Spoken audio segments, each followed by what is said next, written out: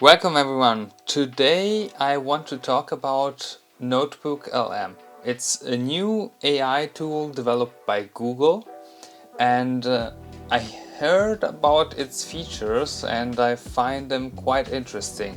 So mainly what I heard is that you can upload your own documents to the platform, and it's gonna be able to give you outputs based on the documents you uploaded. So it's a personalized and referential information that you get out of the platform. The AI is gonna reference the information inside it, and I wanted to check it out a little bit, see what it is capable of and what it could be useful for. So without further ado, let's get started. I'm going to record also my screen while exploring this new tool. So first of all, we are here on the main page of NotebookLM, and there's this little pop-up window here. I see it's something about privacy and you shouldn't use it instead of medical professionals and blah blah blah, and that's okay. So overall, I see here there's the possibility to create a new notebook. Okay, so if I create this new notebook, what is it asking us here? It's asking to upload our sources or paste text or give it links. So what I found it interesting for is especially to make a little, like, use it to better capture information from some YouTube videos. There are some YouTube videos that are very long, very cumbersome to watch, and if you don't have the time to wait for all the video to be played out in order to gain the information inside the video, I find it quite useful to have this AI tool able to reference the video and give you the information out of it, so you can interact with it. So I would go as far and do this. Okay, yeah, this is just a testing account I have, so it's asking me some questions here. Let's go on to YouTube, and we are going to find a video that we can use as a reference, and let's see what I can find. I am thinking about maybe, let's see, a video of Simon Sinek.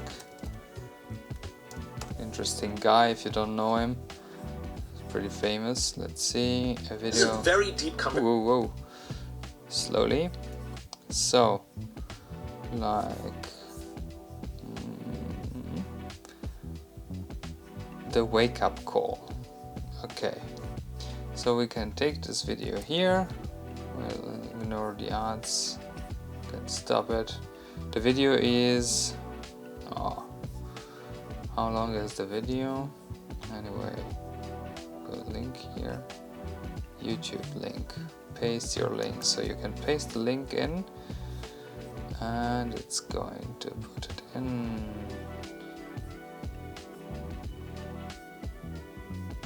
Skip the ad here. So the video is 52 minutes and somewhat long. Let's see if we can capture the main points of the video using this AI tool, NotebookLM. So one source. Okay, I provided the source, and now the provided text is a transcript of an interview with Angela Timber, a dancer and a cancer survivor, conducted by Simon Sinek for his A Bit of Optimism series, and so on and so forth. Okay, what are the main points covered in the video? Let's see what it's going to give us back. The video parameter focuses on profound transformation of dancer and cancer survivor Angela Timber, exploring how her her breast cancer diagnosis in 2018 reshaped her life, career and philosophy. So here are the main points. The live like you have 2 years left philosophy. Angela adopted a unique perspective after hearing about cancer recurrences within 2 years, so she decided to operate as if she only had 2 years left to live, which describes as a sweet spot timeline. Yeah, that's an interesting point, I think. Sometimes you hear the saying thrown around of live like you have just 1 day left to live, or something like that. It's better to live like 1 day like a lion instead of living a life like a sheep. So this idea in philosophy where you should live life to the fullest, but it's always it's catchy the first time you hear it, but if you think about it a little bit deeper, if you live like you have 1 day left to live, you are like not exactly living the best way possible, because we can expect to live longer than 1 day most of the time. So this philosophy she introduces here is quite interesting because it gives you a longer time frame. This is 2 years, but it's still not a lifetime. Like most of us, we go through our lives and think about living our lives and plan out until retirement and so on, whatever, without even thinking too much about the fact that sooner or later we are going to die. And this kinds of resembles a way of living where we live like we could live forever, right? And so we put off stuff, we don't do things we want to do just because we have a very long time frame in our minds to live. Using this time frame of 2 years is very interesting because it shortens the expectation, and it gives you a more pressing time frame to live with. So quite interesting point here. So there are some points like comparing before and after cancer diagnosis, making art accessible through dance. Yeah, runs pop-up classes and whatever, political storytelling and community and dance. Okay, this is like quite thorough and it's in its summary. Let's see if we can summarize it a little bit more. Can you summarize this information in 5 main points? Let's see what it spits out.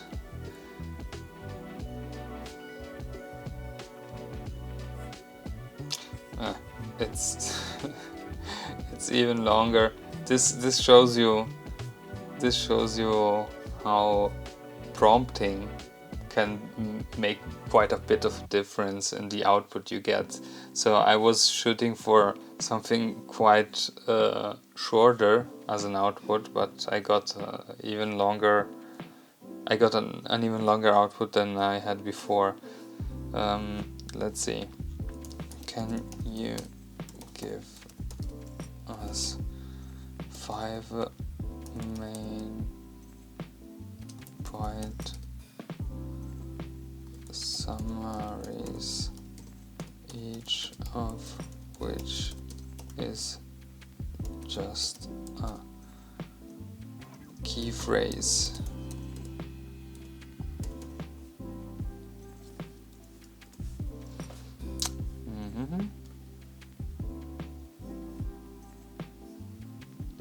So now we have 5 main points. Live like you have 2 years left philosophy. Okay. Profound personal transformation. Post-cancer Angela shed her controlling and codependent nature, learning to let go and control and overthinking. prioritize her needs and embrace a softer, more relaxed self, finding joy of missing out. Okay, interesting point. Making dance universally accessible. Angela built her career on making art, particularly dance, accessible and welcoming, actively combating the exclusive and inaccessible nature of traditional arts through her pop-up guerrilla classes. Okay, interesting way to go. Storytelling and healing through dance. Her unique classes are based on storytelling rather than technique, using semi-autobiographical narratives to help participants embody characters, foster new friendships, and heal emotionally. That's an interesting concept. It's a new way to approach something that's well known, it's usual, so interesting way to go. A calling to connect and open paths. Angela views her life's calling as a bringing people together and opening paths for people, creating spaces where individuals can overcome shyness, build confidence, and find happy endings by letting go of fear and connecting with others. Okay, well, I think overall I got a picture of what the interview covers in this case. Being that it is a long form interview format video, it's maybe not best suited for this kind of use of NotebookLM. Maybe if we go onto something that is more like, I don't know, a class, like something you could have like a, I don't know, a seminar, something like that. It could be more suited to effectively work on summarizing the information. I will try to look for something else. What could be interesting? Let's see if we have like a lecture on what could be interesting. Economics. What principle of microeconomics by the MIT. So let's use this one. That could be interesting. Introduction and supply and demand. Well, I would go with preference and utility functions. That's more interesting. The introduction is something we don't need. So let's add a new source. YouTube. Paste it in here, insert, and now we have more than one source, so I can select which one I want to base the interaction on. I want to remove this one, and as we have the possibility to go this way, I will insert more than one YouTube video because it's a series. So it's a series of videos here by the MIT. Very interesting courses on MIT courseware. By the way, if you're interested in learning new topics, I can only recommend using that. It's pretty interesting. Okay.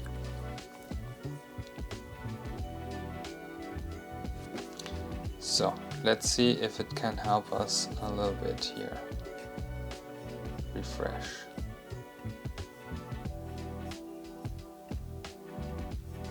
What's happened now?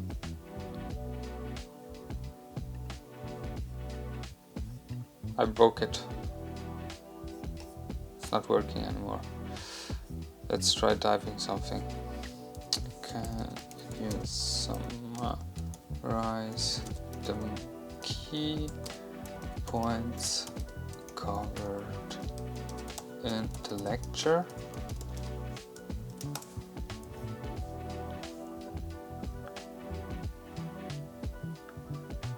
It's working out a response right now.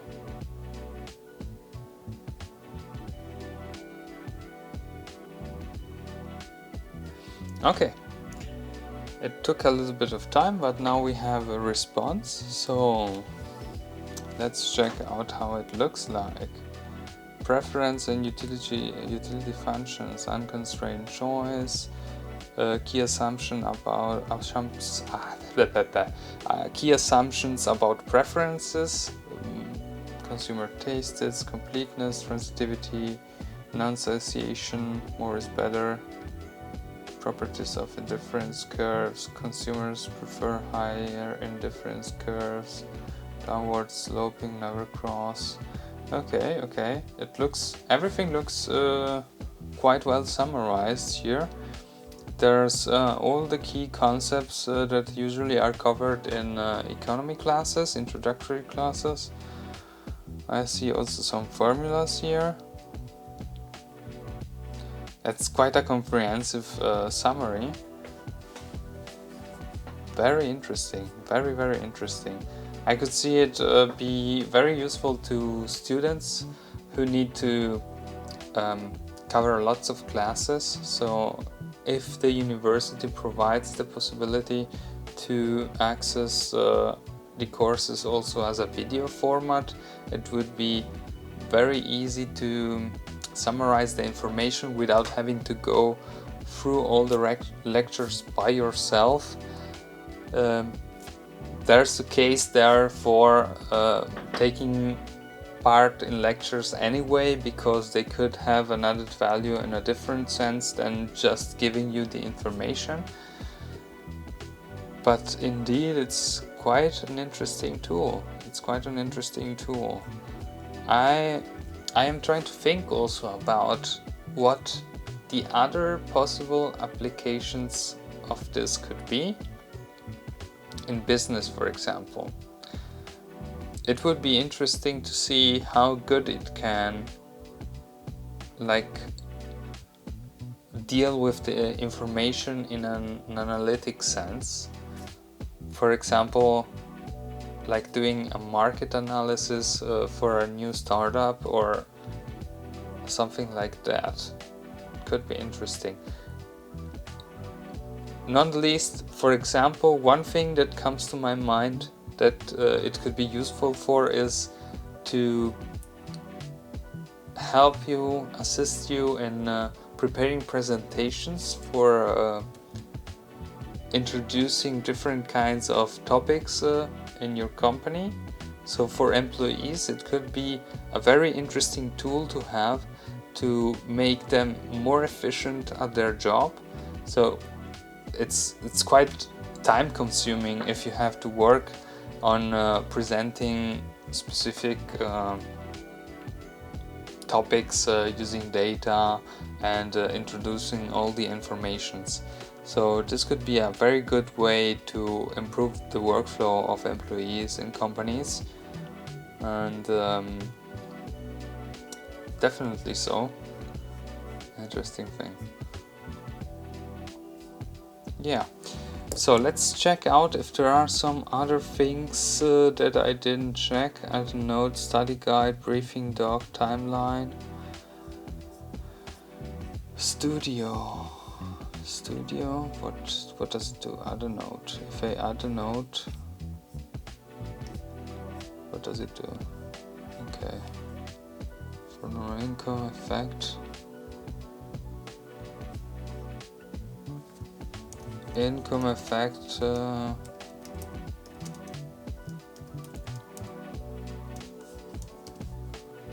important part. I don't know, just a note, an example note. Okay.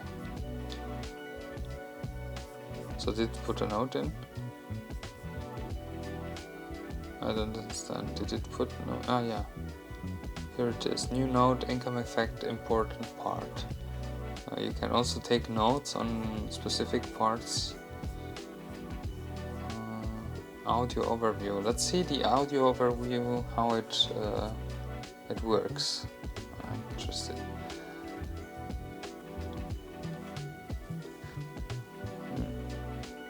I see there's also a mind map feature. That's the next one I want to check out also. Mind map. Okay.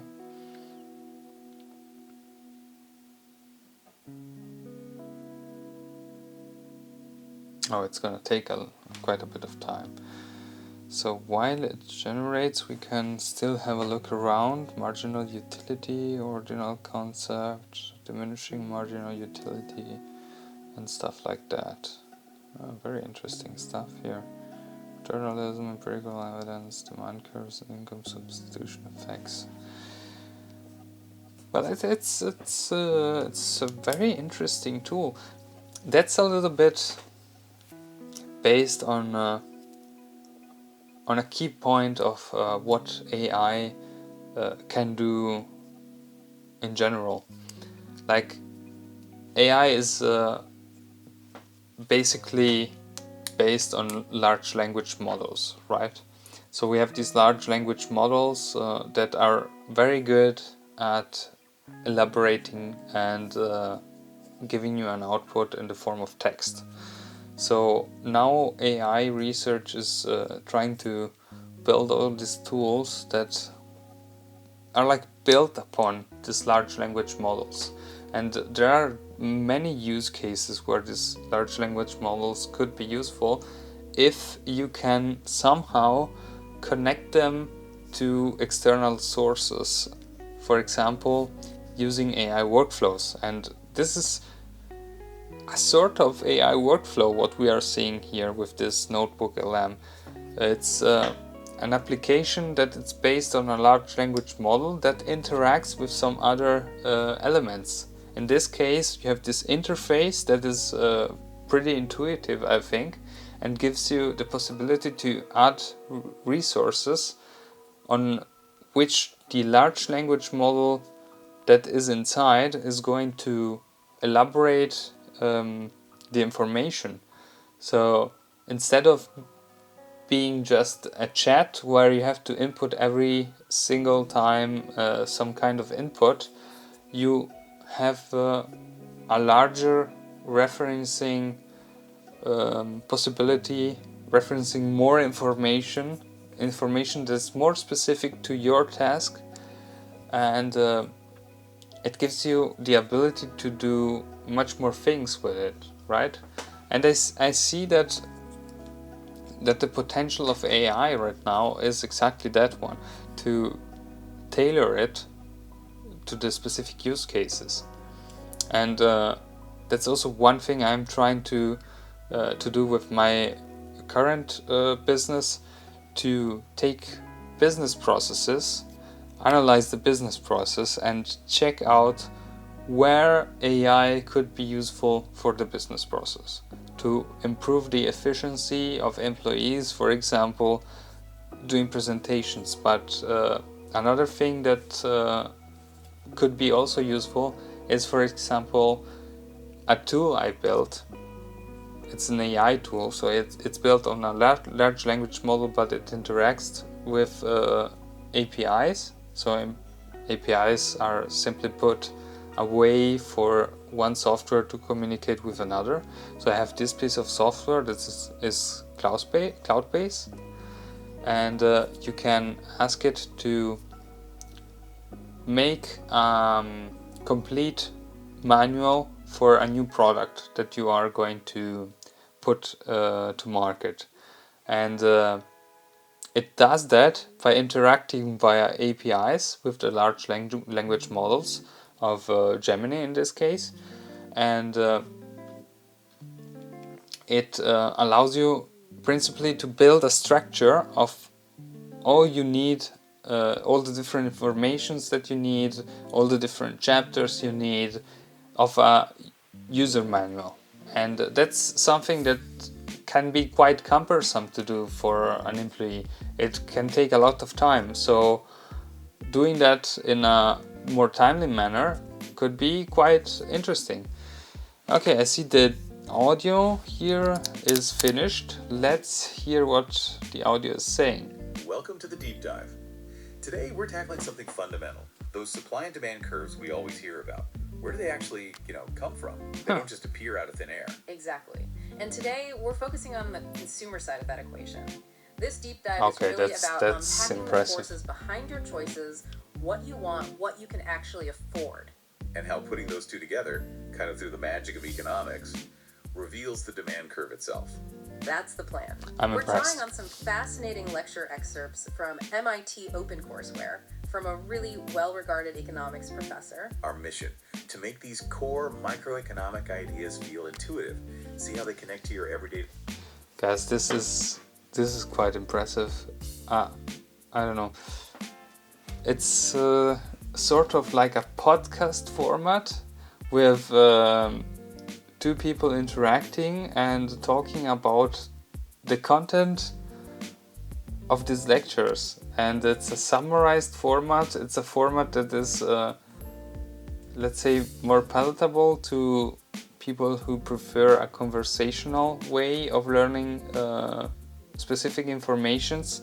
So this gives you like an overview in an audio format that you can use while, like, I don't know, riding a bus or while you're exercising or training. Very interesting thing, indeed, and it's quite well done. So pretty interesting. What would be interesting is also, I don't know if you can personalize these voices. Playback speed. In more languages, there are more languages possible. Interactive mode. Okay, interactive mode. Let's see how it works with interactive mode. Welcome to the deep dive. Today we're tackling something fundamental, those supply and demand curves. Hey there, want to share your thoughts on this? Oh, okay, it wants my audio, okay. Oh no, what was inside? Hey there, it's Marco here. I'm joining the discussion today. Marco, welcome. So glad you're joining us for the deep dive today. Absolutely, Marco. Great to have you with us. You're asking what was inside, and that's actually a perfect lead-in to what we're talking about today. Yeah, exactly. We're talking about what's inside those demand curves we always hear about in economics. They don't just magically appear, right? So we're essentially going to pull back the curtain on that today. Like, where do they actually, come from? And specifically, Marco, we're focusing on the consumer side of that equation. This deep dive is... Oh yeah, let's hear it. Listen, I always thought that these demand and supply curves, they are quite strict in the sense they are very simplistic. What do you think about that? How about the real behavior?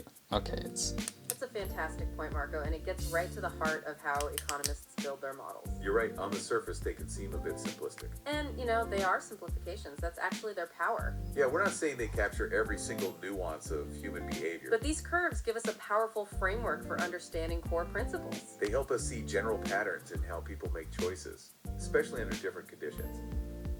We make a few sensible, simplifying assumptions, and from those we can derive a lot of interesting insights. Like, where do these curves actually come from? We're drawing on some fascinating lecture excerpts from MIT OpenCourseware today. From a really well-regarded economics professor, Jonathan Gruber. Our mission, to make these core microeconomic ideas feel intuitive. And see how they connect to your everyday decisions.